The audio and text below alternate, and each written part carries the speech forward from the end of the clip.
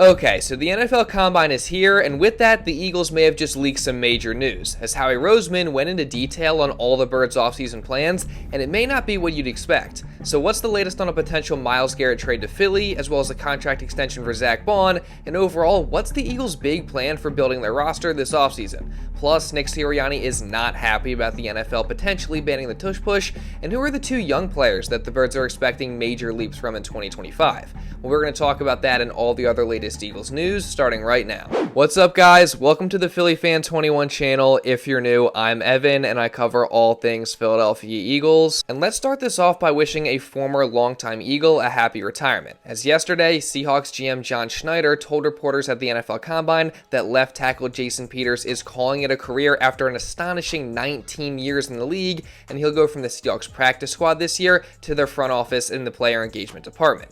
And obviously, Jason Peters is an Eagles legend, as he spent 11 seasons in Philly where he racked up 7 Pro Bowl appearances, 4 All-Pro selections, 2 of those being first-team All-Pros, and of course, he was also a part of the Super Bowl 52 winning team, which was the first Super Bowl winning team in franchise history, and he's just no doubt a future Hall of Famer. So, congratulations to JP on an amazing career, and I'm definitely wishing him the best moving forward. But moving on from that, yesterday was obviously the first day of the NFL Combine, and there's already tons of news and developments to talk about coming out of that, starting with more on the whole potential Tush Push brotherly shove ban proposed by the Green Bay Packers, which I talked about in my video yesterday.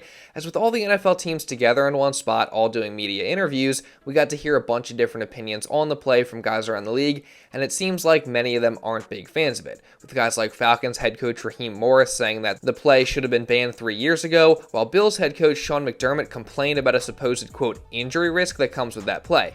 Now, what is he actually talking about? Nobody freaking knows, because there's actually no data whatsoever to support that claim, and to the people that say that the brotherly shove takes no skill to execute, Nick Sirianni would take exception to that. I think I've seen some of the stuff like, well, about what the, that it's an automatic play, or that it's not we work really, I almost feel a little insulted because we work so hard at that play.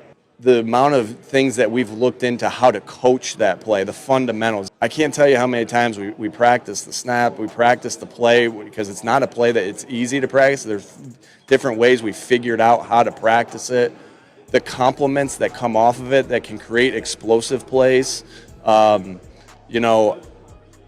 Again, we saw it in big time games this year, and the fact that it's an automatic thing, that we work really, really hard, and our guys are talented at this play. The fact that it's a successful play for the Eagles and people want to take that away, I think is a little unfair. Yeah, I feel like it's just so easy for all these teams that want the play banned to say, oh, it doesn't take any skill, or there's a high injury risk, when in fact, both of these things are just simply not true. In reality, the Eagles just do it far better than anybody else, and teams around the league can't stop it, nor can they replicate it, which is why banning the play just makes absolutely no sense. And at least one opposing head coach in the Buccaneers, Todd, who luckily is on the competition committee, seems to agree with that. I think it's a rugby element, but at the same time, when a team gets something that they're good at, you got to learn how to stop it. I don't think the first thing you can do is try to take it out of the ball game, or that takes away the creativity of everybody trying to do everything else. So you got to learn how to stop it. Until we learn how to stop it, I don't know. Hopefully other guys end up taking the same stance as Bowles, and the Tush Push can stick around for the foreseeable future, but we'll just have to wait and see. Now, as far as the other news from the Combine goes, everyone around the league is obviously very closely monitoring the Myles Garrett situation following his trade request from Cleveland, so naturally, that's going to be a big subject of interest for the media this week. And Browns GM Andrew Berry actually spoke on the whole situation on Tuesday at the Combine, where he held firm on a report from weeks ago saying that the Browns have no intention of actually trading Garrett.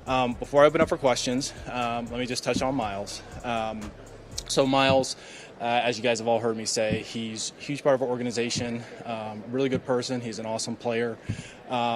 Understand the trade request and everything, but our stance really has not changed. We can't imagine a situation where not having Myles as a part of the organization is best for the Browns. Now, how true that actually is remains to be seen, just considering the fact that this has happened time and time again over the years, where we've seen a player request a trade, the team publicly says that they're not going to trade him, but behind the scenes, they're fielding calls, and eventually a deal does get done.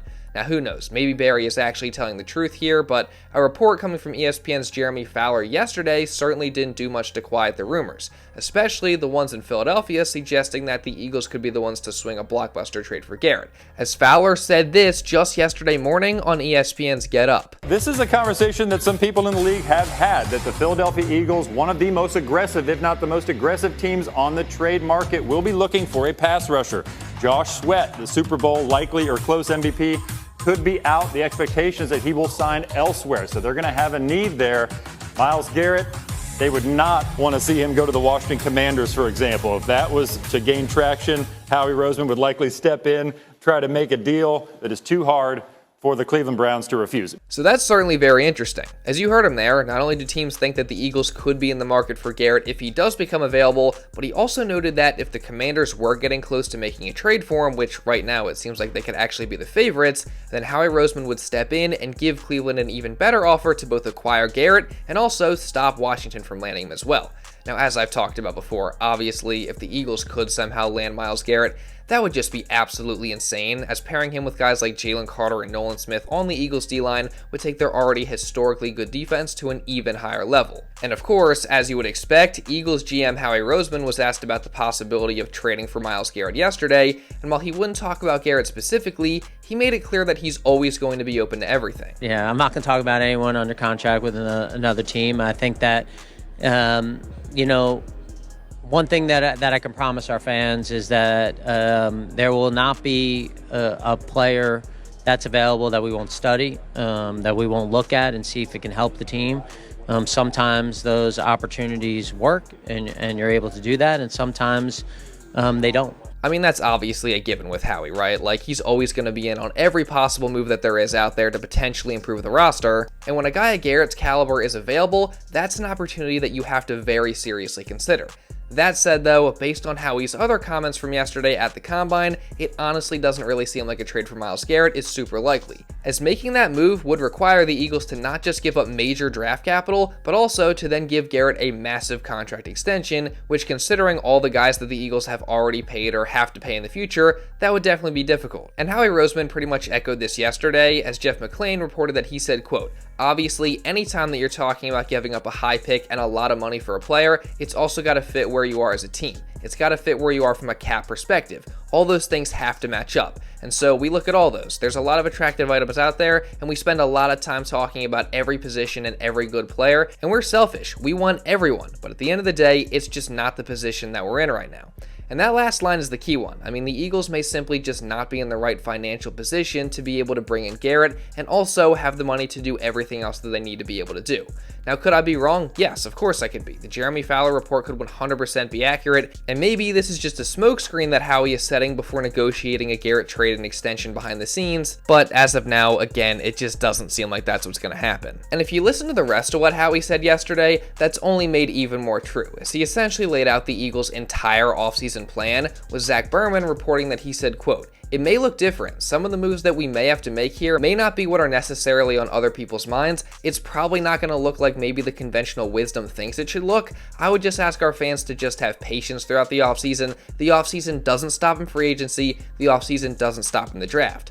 And Roseman's comments don't stop there, as he also said, quote, "I'm not anticipating a lot of change in jerseys at our stadium over next year. I'm not saying that, but I think at the end of the day, too, to expect that it's going to look exactly like it looked when we walked off the field 3 weeks ago, it's probably not fair." And he continued on even further, saying, quote, "We felt like the opportunity was in last year's free agency to sign some guys who could make a difference for our team, knowing that this year was going to be mostly maintenance and trying to get guys back. Obviously, the play of a bunch of those guys is now affecting some of our decisions." Now, obviously, that is a lot to break down, so I'm going to do my best here. But basically what I think he's saying is don't expect too many flashy signings or trades like we've seen in the past. Do expect to lose some starters and bigger name free agents, and instead look for maybe smaller maintenance type of moves and for the roster to look similar to how it looked last year, minus a few notable guys. Meaning that not only is a Garrett trade probably pretty unlikely, but if you haven't already, probably also get ready to say goodbye to free agents Josh Sweat and Milton Williams, along with maybe some guys like possibly Mekhi Becton or Darius Slay, just to name a few. That is assuming Howie is, of course, telling the truth here, which I'll admit, it is a little interesting how open he's been, as he essentially leaked the Eagles' entire offseason strategy, which, I mean, that's pretty rare. I don't think I've seen that happen in the past, but who knows? Maybe he's lying and he does go out and swings a huge trade for Myles Garrett, or he brings back some of these guys, but again, as of now, it certainly looks like the Eagles are going to take a bit more of a conservative approach, and they're not going to get too crazy with the moves that they make in the offseason. That said, that's not to say that they aren't going to do anything, as they obviously are going to want to bring back the guys that they can, and that could possibly include somebody like right guard Mekhi Becton, as I've talked about now multiple times on this channel, but even with that, as of now, it still seems like, as we all thought, the number one priority is going to be linebacker Zack Baun. As despite the fact that the Eagles typically don't pay their linebackers big contract extensions, Howie made it clear yesterday that not only are they open to doing that for the right guy, but he also praised Baun for what he did this season. Everything really is player dependent. You know, when we talk about situations, it depends on the quality of play of the player, the person that we're talking about, and so you don't want to make any exception. I think to kind of put us in a box and say, hey, we're not going to play, and I'm not saying that you're saying that we're not going to pay, because historically we haven't done that. I mean, part of what we do is evolve and look at things and see how things are affecting our team, how things are affecting the league, and seeing our place in that. When you bring in a new defense coordinator like we did with Vic, and looking at some of the guys that he had success with, and seeing some parallels there, and then you got to give a tremendous amount of credit to Zack and the work that he did, playing a new position for the first time in the NFL. Our coaching staff, making sure he was put in a great position to make plays, and obviously really proud of all those people. I mean, let's not forget, the Eagles just signed Saquon Barkley to a big contract last offseason, when typically the Birds don't really like paying running backs big contracts, so they are no stranger to breaking trends, and with Baun having the caliber of season that he just had, and with him being an absolute perfect fit in Vic Fangio's defense, and one of the big reasons why it was so successful this year, safe to say Baun has earned that money, and it's 100% worth it for the Eagles to use some of their limited cap space to sign him to a big extension. And again, it definitely seems like that is the Eagles' plan, as Howie Roseman told Zack Baun that they are going to make a concerted effort to keep Baun. So add that to the reports and comments we've heard in recent weeks, and it definitely seems likely that the Bald Eagle will remain in Philly. As for the guys that more than likely won't be back though, obviously, like I mentioned before, those are going to be Josh Sweat and Milton Williams, and as much as it's going to suck to lose those guys, although obviously nothing's official yet, it does make sense that they would walk in free agency, just because they're probably going to be too expensive for the Eagles, again, with them having limited cap space and having a bunch of guys under contract, and also having other guys to sign to extensions in the future, and other teams are just going to be able to pay them more than the Eagles can afford. Plus, the Eagles also have some young guys behind them ready to step up in Moro Ojomo and Jalyx Hunt, and it certainly seems like the Birds expect them to take a big leap forward next season. Yeah, very, very impressed by what they showed in their play time. Obviously didn't play a tremendous amount. They're young players who have really the tools in their body to be really good players, and expect to jump from both those guys. We have to get creative to make sure that we're keeping as many of our good players as we can.